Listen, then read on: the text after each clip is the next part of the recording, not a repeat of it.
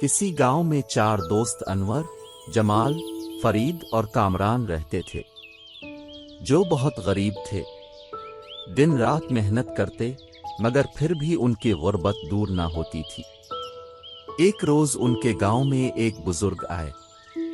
उन्होंने चारों दोस्तों की हालत देखी, तवानही तरक्की की दुआ दी और उनसे कहा, अपनी किस्मत आजमाने गिलपुर नामी कस्बे जाओ, वहां से तुम्हें इतना कुछ मिल जाएगा कि तुम्हारी हालात बदल जाएंगे। मगर खबरदार, ज्यादा लालच न करना, बल्कि जो कुछ मिले इस पर सब्र करके घर वापस आ जाना, क्योंकि लालच बुरी बिला है। चारों दोस्तों ने बुजुर्ग की बात सुनी और सफर पर रवाना हो गए। सफर खासा लंबा था। वो अब में बातें करते और एक दूसरे को किस्से कहानियां सुनाते चलते रहे और एक माह में गिलपुर पहुंच गए, जहां तांबे की कान थी।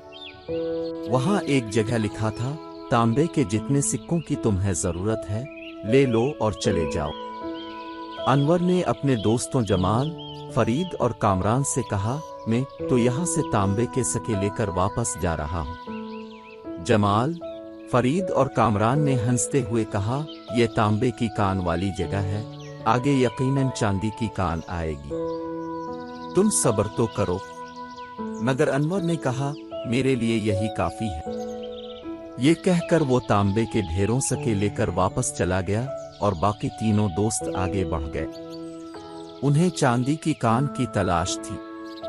अब सफर मुश्किल हो गया था, खाना भी खत्म हो रहा था। उनकी टांगें जवाब देने लगी थी। आखिर कई दिनों के सफर के बाद वो चांदी की कान वाले इलाके में पहुंच गए।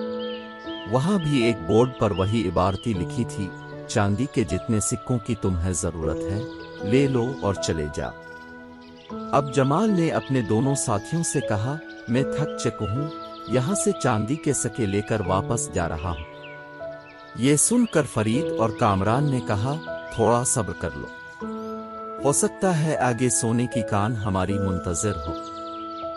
फरीद और कामरान सोने की कान की तलाश में आगे सफर करते रहे।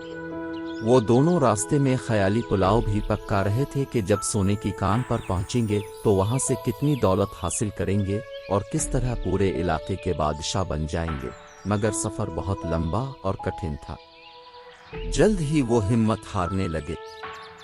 खाना पहले ही खत्म हो चुका था, मगर किसी न किसी तरह वो चलते रहे और आखिर सोने की कान पर पहुंच गए, जहां फरीद ने कामरान को अपना फैसला सुना दिया, मैं अपनी जरूरत का सोना लेकर वापस जा रहा हूं। कामरान ने कहा, मैं तो हीरों की तलाश में आगे जाऊंगा, मेरे लिए ये सोना काफी नहीं होगा।